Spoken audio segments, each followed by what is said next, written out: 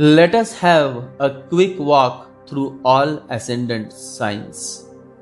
In just one line, I would like to share with you all the nature of each ascendant. Let us start with Capricorn. Capricorn ascendant, a pragmatic person. Cancer ascendant, an emotional person. Aquarius ascendant, intellectual person.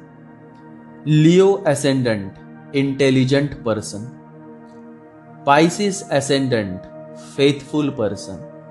Virgo ascendant, logical person. Aries ascendant, straightforward person. Libra ascendant, diplomatic person. Taurus ascendant, pleasure seeking, liberal person. Scorpion ascendant, secretive, conservative person. Gemini ascendant, talkative, intellectual person. Sagittarius ascendant, religious person. So you see, the ascendant is the very nature of your whole being. When you call someone a miser, it is his nature. He is conjuice by nature. He may want to give, his mind may want to give, but still his nature won't let him. And let me tell you all, the nature remains. Swabhav cannot be changed. Even if you become a yogi, even if you become one of the greatest saint, still the nature remains. Because it is nature and you cannot change the nature. Changing the nature means interfering with the existence, the source, and that never happens. It never can. You can change the mind. You can overcome the mind, but the nature remains. You all must have known the great Rishi, Atri Rishi. He was one of the greatest Rishi, and yet it was his nature to get angry at even a small instance. It is nature you can't help, and this nature is seen through the ascendant sign and ascendant nakshatra. Paramahansa Yogananda was born on Leo ascendant with Magha rising, Ketu. He became one of the finest yogi that the world had ever known. Ketu, Magha rising, brings a nature that is willing to let go. That is a perfect nature of a yogi, to let go.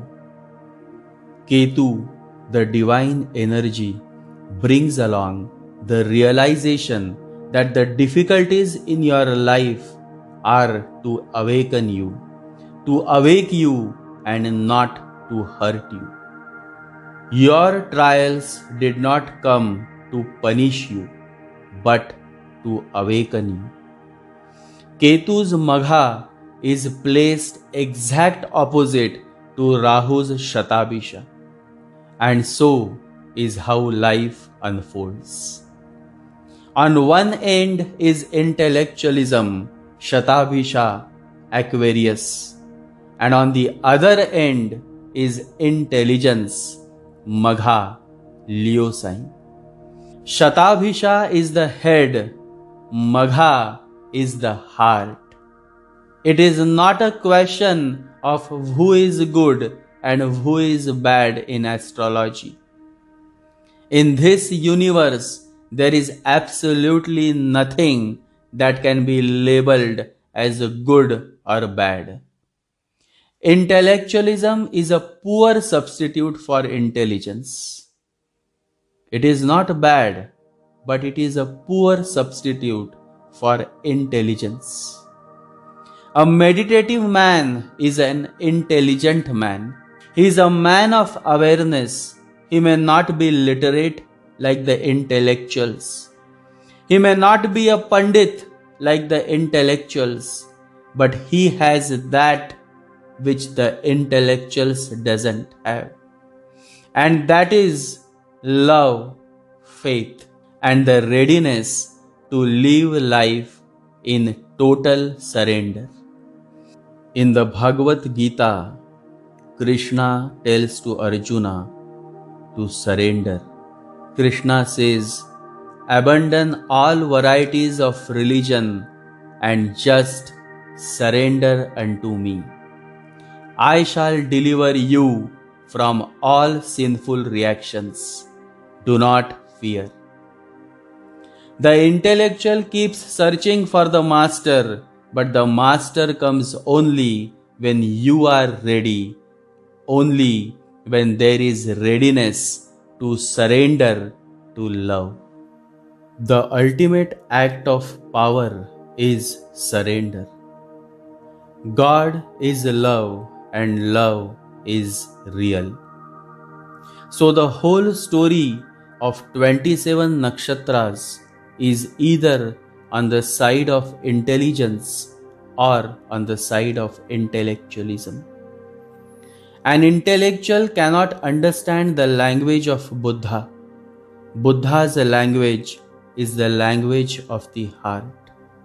And the intellectual's language is the language of the head, of logic.